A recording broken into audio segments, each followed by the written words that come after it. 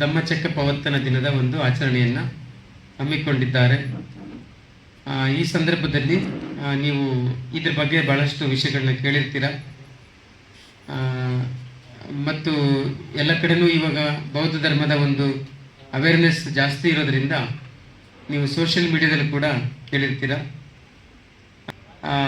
ಇವತ್ತಿನ ಒಂದು ವಿಶೇಷತೆ ಏನು ಅಂತ ಅಂದರೆ,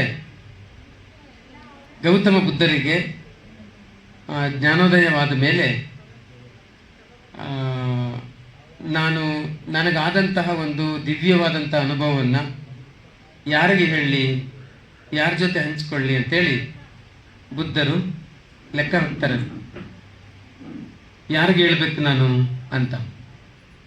ಗೌತಮ ಬುದ್ಧರು ಇಂದಿಗೆ 2600 ವರ್ಷಗಳ ಹಿಂದೆ ಭಾರತ ದೇಶದಲ್ಲಿ ಬದುಕಿದ್ರು.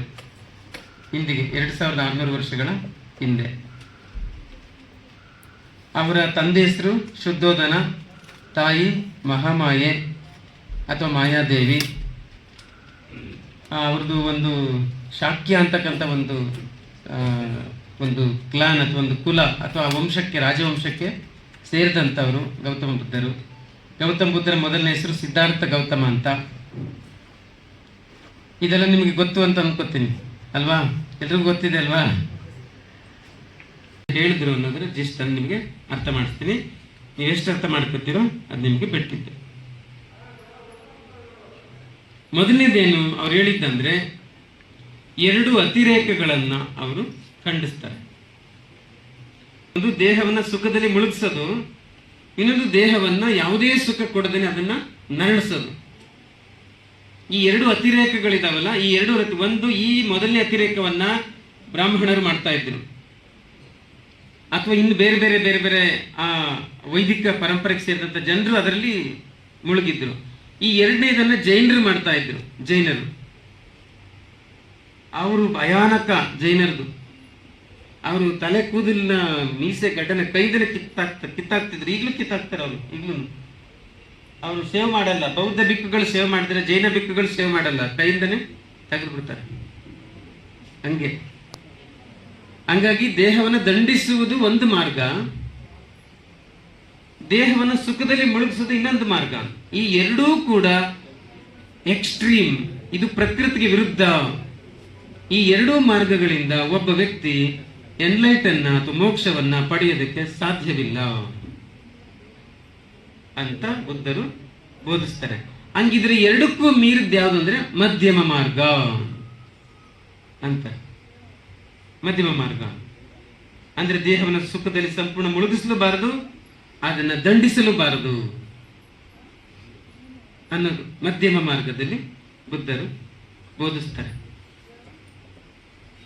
ಆಮೇಲೆ 4 ಅರಿಯ ಸತ್ಯಗಳನ್ನ ಅಥವಾ ಶ್ರೇಷ್ಠವಾದ ಸತ್ಯಗಳನ್ನ ಬುದ್ಧರು ಬೋಧಿಸ್ತಾರೆ.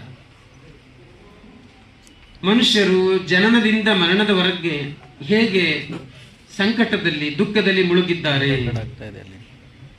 ಜನನದಿಂದ ಸಾವಿನವರೆಗೆ ವ್ಯಕ್ತಿಗಳಿಗೆ ನೀವು ಕೌಂಟ್ ಮಾಡಿದ್ರೆ ಸಂತೋಷಕ್ಕಿಂತ ದುಃಖ ಬಹಳ ಜಾಸ್ತಿ ಅಲ್ವಾ?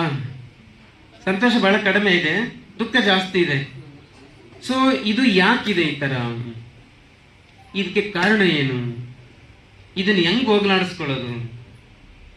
ಯಾವ ದಾರಿಲಿ ಹೋಗ್ಬೇಕು ಇದಕ್ಕೆ?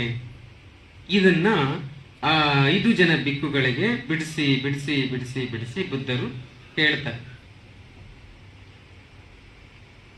ಅದು ಮೊದಲು ಎಕ್ಸ್ಟ್ರೀಮ್ಗಳನ್ನ ಹೇಳಿ ಆಮೇಲೆ ಇದನ್ನ ಹೇಳ್ತಾರೆ. ಹೆಂಗೆ ನಾವು ಈ ದುಃಖದಿಂದ ಬಿಡುಗಡೆ ಆಗಬೇಕು ಮತ್ತು ಹ್ಯಾಪಿಯಾಗಿ ಅಥವಾ ಸಂತೋಷದ ಜೀವನವನ್ನ ಪಡೆಯುವುದು ಹೇಗೆ, ನಡೆಸೋದು ಹೇಗೆ,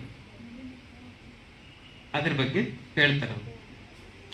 ಅದಕ್ಕೆ ಪೂರಕವಾಗಿ ಅವರು ಪಂಚಶೀಲವನ್ನು, ಅಷ್ಟಾಂಗ ಮಾರ್ಗವನ್ನು ಅವರು ಬೋಧಿಸ್ತಾರೆ.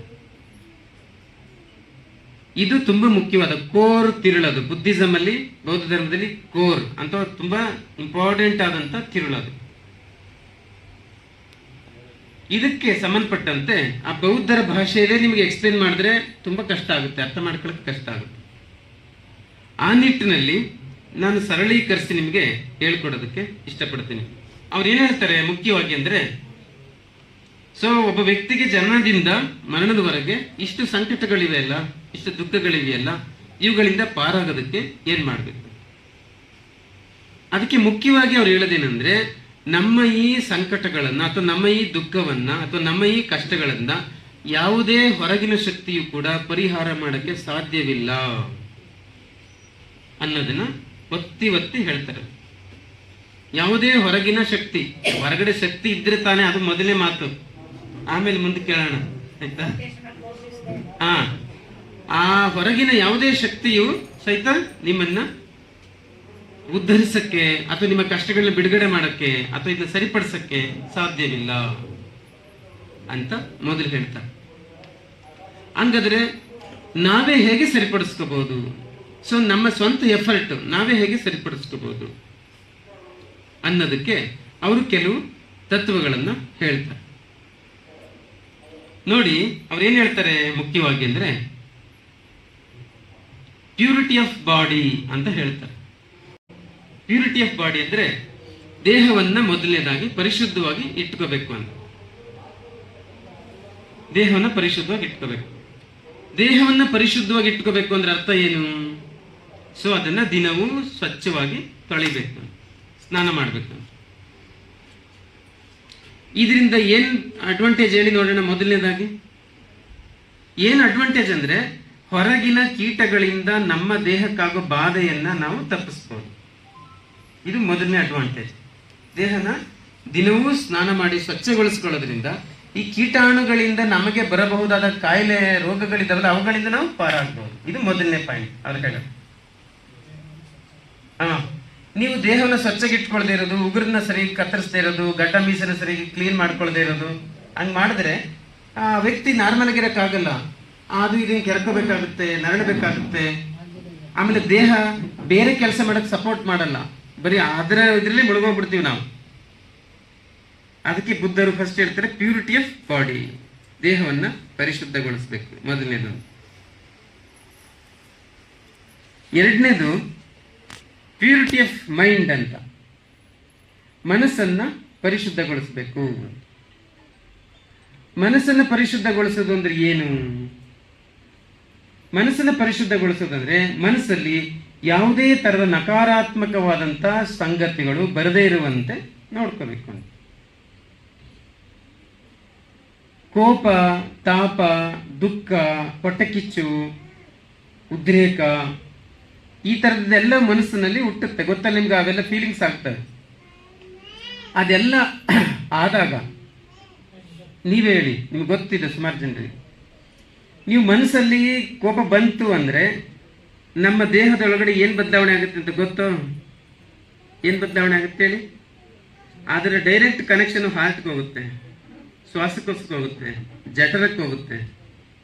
ಆಮೇಲೆ ಬೇರೆ ಬೇರೆ ಗ್ಲ್ಯಾಂಡ್ಸ್ ಅಂತಿರಲಿ, ಗ್ರಂಥಿಗಳು ಬೇರೆ ಬೇರೆ ದ್ರವನ ಬಿಡುಗಡೆ ಮಾಡ್ತಾವ. ಅವು ಅದು ಅಸಹಜ, ಅನ್ಯಾಚುರಲ್ ಅದು. ಸೊ ಬಾಡಿ ನರಳುತ್ತವಾಗ ಕಷ್ಟಕ್ಕೊಳಗಾಗುತ್ತೆ, ಕಾಯಿಲೆ ಬರ್ತದೆ. ಒಪ್ತೀರ ಈ ಮಾತನ್ನ? ನಿಮ್ಗೆ ಅನುಭವ ಆಗಿದೆಯಾ? ಎಲ್ರಿಗೂ ಅನುಭವ ಆಗಿದೆ. ನಾವು ಯಾವಾಗಲೂ ಕೂಡ ಒಬ್ಬನ ನೋಡಿದಾಗ ಬರೀ ಕೆಟ್ಟದೇ ಕಾಣಿಸ್ತಾ ಇದೆ ಅಂದ್ರೆ ಅದೊಂದು ರೋಗ. ಅದು ಸೊ ಮನಸ್ಸು ಕೆಟ್ಟಿದೆ ಅಂತ ಅರ್ಥ. ಯಾರಾದ್ರೂ ಒಬ್ಬ ವ್ಯಕ್ತಿಯಲ್ಲಿ ನಮ್ಗೆ ಕೆಟ್ಟದ್ದು ಕಾಣ್ತಾ ಇದೆ ಅಂದ್ರೆ ನಮ್ಗೆ ರೋಗ ಬಂದಿದೆ ಅಂತ ಅದರ ಅರ್ಥ, ನಮ್ಮ ಮನಸ್ಸು ಕೆಟ್ಟಿದೆ ಅಂತ ಅದರ ಅರ್ಥ. ಈಗ ನೀವು 4 ಜನ ಕೂತ್ಕೊಂಡು 5ನೇ ವ್ಯಕ್ತಿ ಬಗ್ಗೆ ಮಾತಾಡ್ತಿರಲ್ಲ, 5ನೇ ವ್ಯಕ್ತಿ ಬಗ್ಗೆ ಮಾತಾಡುವಾಗ ನೀವು ಒಳ್ಳೇದು ಮಾತಾಡ್ತಿರೋ ಅಥವಾ ಕೆಟ್ಟದ್ದು ಮಾತಾಡ್ತಿರೋ?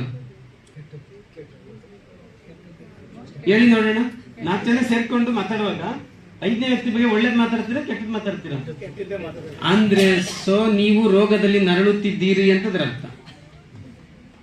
ಆಗ ನಿಮ್ಮ ಬ್ರೈನ್ ಇದೆಯಲ್ಲ, ನಿಮ್ಮ ಬ್ರೈನ್ ಅದು ನೆಗೆಟಿವ್ ರೀಡಿಂಗ್ಸ್ ಆಗುತ್ತೆ. ನೆಗೆಟಿವ್ ರೀಡಿಂಗ್ಸ್ ಅದು, ಅದರ ದುಷ್ಪರಿಣಾಮ ದೇಹದ ಮೇಲೆ ಆಗುತ್ತೆ.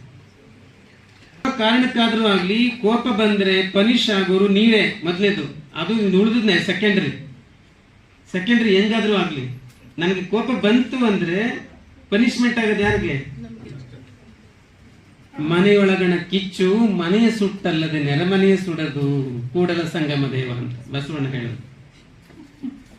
ಮನೆಯೊಳಗಣ ಕಿಚ್ಚು ಮನೆಯ ಸುಟ್ಟಲ್ಲದೆ ಸೊ ನಮ್ಮ ಹೊಟ್ಟೆಯಲ್ಲಿ ಸೃಷ್ಟಿಯಾದಂತ ಕಿಚ್ಚು, ಆ ಕೋಪ, ಆಕ್ರೋಶ, ಸೊ ಹೊಟ್ಟೆನ ಬರ್ನ್ ಮಾಡಾಗ್ತದೆ. ನಿಮಗೆ ಗೊತ್ತಿಲ್ಲ, HCl ಅಂತಕ್ಕಂಥ ದೊಡ್ಡ ಆಸಿಡ್ ಉತ್ಪತ್ತಿ ಆಗುತ್ತೆ ಕೋಪ ಬಂದಾಗ ಹೊಟ್ಟೆನಲ್ಲಿ, ಹೈಡ್ರೋಕ್ಲೋರಿಕ್ ಆಸಿಡ್ ಅಂತ. ನೀವು ಕೇಳಿಬೇಕಾದ್ರೆ ಯಾರು ಸೈನ್ಸ್ ಸ್ಟೂಡೆಂಟ್ಸ್, ಅದು ಬೇರೆ ಎಲ್ಲ ಆರ್ಗನ್ಗಳನ್ನು ಡಿಸ್ಟರ್ಬ್ ಮಾಡಾಗ್ತದೆ.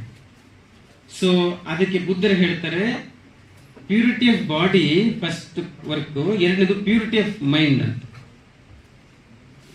ದೇಹವನ್ನ ಪರಿಶುದ್ಧ ಮಾಡಿ ಮನಸ್ಸನ್ನ ಪರಿಶುದ್ಧ. ಆ ಮನಸ್ಸಲ್ಲಿ ನಕಾರಾತ್ಮಕವಾದ ಆಲೋಚನೆಗಳು, ನಕಾರಾತ್ಮಕವಾದ ಚಿಂತನೆಗಳು, ನಕಾರಾತ್ಮಕವಾದಂತ ಭಾವನೆಗಳು ಬರದೇ ಇರುವಂತೆ ನೀವು ಮನಸ್ಸಿಗೆ ತರಬೇತಿಯನ್ನ ಕೊಡಬೇಕು, ಮನಸ್ಸಿಗೆ ಆ ಪ್ರಾಕ್ಟೀಸ್ ಅನ್ನ ಮಾಡಬೇಕು. ಇದೇ ಧಮ್ಮ ಅಂತಾರೆ ಬುದ್ಧ. ತುಂಬಾ ಆಳವಾಗಿ ಗಮನಿಸಬೇಕು ಅಷ್ಟೇ. ಕೈಂಡ್ಲಿ ಅಟೆನ್ಷನ್ ಪ್ಲೀಸ್, ಎಲ್ಲರೂ ತುಂಬಾ ಗಮನ ಕೊಡಬೇಕು. ಈಗ ನೋಡಿ, ನಮಗೆ ಕಣ್ಣು ಒಂದು ಇಂದ್ರಿಯ. ಈ ಕಣ್ಣಿನಿಂದ ಏನಾದ್ರೂ ನೋಡಿದಾಗ ನಾವು ಖುಷಿ ಆದ್ರೆ ಫುಲ್ ಮನಸ್ಸು ಉಲ್ಲಾಸ ಆಗ್ಬಿಡ್ತದೆ. ಆದ್ರೆ ಏನಾದ್ರೂ ನೋಡ್ತಾ ಇದ್ದಂಗೆ ಮನಸ್ಸು ಭಯಂಕರ ಸಿಟ್ಟು ಮಾಡ್ಕೊತು ಅಂದ್ರೆ ನೋಡಿ, ಒಂದು ದೃಶ್ಯ ನಮ್ಮ ಮನಸ್ಸನ್ನ ಕೆಡಿಸ್ತ. ಮನಸ್ಸು ಕೆಡ್ತಾ ಇದ್ದಾಗೇನೆ ದೇಹದ ಆರ್ಗನ್ಗಳು ಕೆಟ್ಟು ದುಃಖ ಶುರುವಾಯ್ತು. ಕಿವಿ ಗಮನಿಸಿ, ಶ್ರವಣ. ನೀವು ಯಾವ್ದಾದ್ರು ಒಂದು ಸುದ್ದಿನ ಕೇಳಿದಾಗ ನೀವು ಉಲ್ಲಾಸದಿಂದ ಸಂತೋಷದಿಂದ ನಗದೂ ಸಾಧ್ಯ, ಸುದ್ದಿ ಕೇಳಿದಾಗ ನೀವು ಕೋಪ ಮಾಡ್ಕೊಳ್ಳೋದು ಸಾಧ್ಯ, ಅಳೋಕ್ಕೂ ಬರಕ್ಕೂ ಸಾಧ್ಯ. ಆ ಸುದ್ದಿ ಹೆಂಗಿರುತ್ತೆ ಅದ್ರ ಮೇಲೆ ಅಂತ. ಹಂಗೆ ನೀವು ಆ ಸುದ್ದಿನ ಕೇಳಿ ನೀವು ಡಿಸ್ಟರ್ಬ್ ಒಳಗಾದ್ರೆ ಅಂದ್ರೆ ಮನಸ್ಸು ಕೆಡುತ್ತೆ. ಮನಸ್ಸು ಕೆಡ್ತು ಅಂದ್ರೆ ಆರೋಗ್ಯ ಕೆಡ್ತು ಅಂತ ಅದರ ಅರ್ಥ, ದುಃಖ ಬಂತು ಅಂತ ಅದರ ಅರ್ಥ.